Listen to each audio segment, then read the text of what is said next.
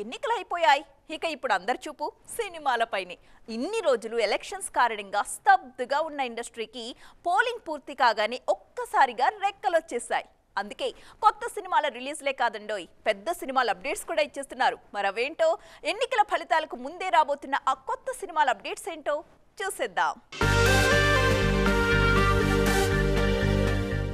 ఎన్నికల హడావుడిలో పడి కొన్ని రోజులుగా సినిమా అప్డేట్స్ ఏవీ చెప్పలేదు దర్శక నిర్మాతలు.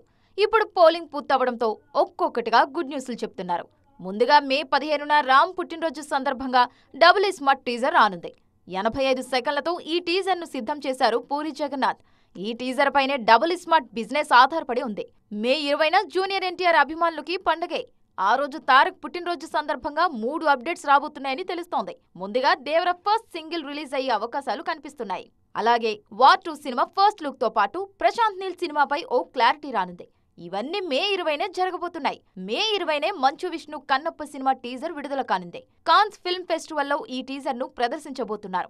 ఈ మధ్య కన్నప్ప షూట్ పూర్తి చేశారు ప్రభాస్. ఇక కల్కి 2898 AD ప్రమోషన్స్ మే చివరి వారం నుంచి మొదలు కానున్నాయి. టీజర్ తో పాటు ఓ పాటను ఇదే నెలలో విడుదల చేయనున్నారు. జూన్ 27న 22 భాషల్లో విడుదల కానుంది కల్కి.